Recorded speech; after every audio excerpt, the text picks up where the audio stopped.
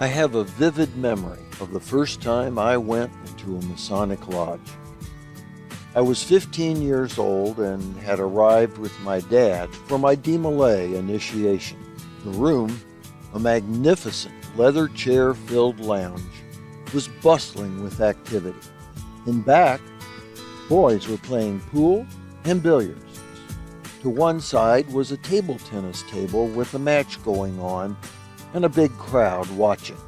I worked my way over to the table tennis match and joined the crowd. A wiry man, the chapter dad, was playing one of the older DeMolay boys. The DeMolay youth was tall, thin, and athletic type. He was quick and clearly good at the game. But the older man was, as they say, cleaning his clock. Wow, I thought. That older guy is pretty good. Oh, he was pretty good, all right. In fact, as I later learned, he was, and remains, the best United States table tennis player ever, known, in fact, as the Babe Ruth of table tennis. His name was Jimmy McClure. Born September 28, 1916, Jimmy was a superstar right out of the gate. He was a quick learner and a great dancer. So good, in fact, he occasionally performed with the likes of Dick Powell, without ever having had a single dance lesson. As a youngster, he began playing tennis at age 12 and won many championships over the next few years. Likely on his way to a budding tennis career, a rainy day in 1932 changed things for him. That day, Jimmy's tennis game with his friends was a washout. About to call it quits, one of the boys suggested they all come over to his house, where he had what he called a ping-pong table in the basement. Jimmy and the others followed their friend downstairs, where they found the table. Jimmy picked up one of the strange-looking paddles. It was the first time he had ever seen one. In a sense, he would never put it down again. Only a year later, he stood in another venue holding something just as unfamiliar: the United States Open Championship trophy. In practically a single step, he had advanced from a complete beginner to being the best table tennis player in the country. Jimmy's first U.S. championship was no fluke. His slight build, extraordinary coordination, and lightning quickness were ideal for the sport. Up until the time World War II interrupted his career, Jimmy won no less than 6 additional major championships. He was a legitimate superstar. To top it all off, in 1937, Jimmy was selected for the United States Swaithling Cup team. The Swaithling Cup is roughly the table tennis equivalent of golf's Davis Cup, given to the World Championship team each year.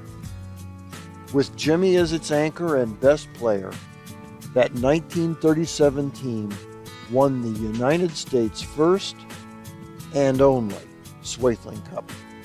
As with so many other athletes of the era, World War II put an end to the fun. Jimmy put his career on hold and enlisted in the Navy, serving as a radio man in the South Pacific. When the war was over, 29-year-old McClure resumed his career. Aging by table tennis standards, Jimmy competed for 10 more years, winning his final championship in 1956. By the end of his playing career, Jimmy had 6 national titles and 5 world championships to his credit. Without the war, there would certainly have been more. Once settled back home after the war, McClure opened a sports and trophy shop and then looked back to that seminal year of 1932. That was not only the year he first played table tennis, but it was also the year his uncle, James Hodgson, introduced him to the Masonic fraternity.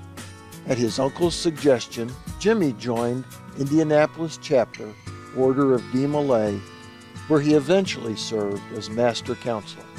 After World War II, given his positive experience in Malay, he decided to join the Masons.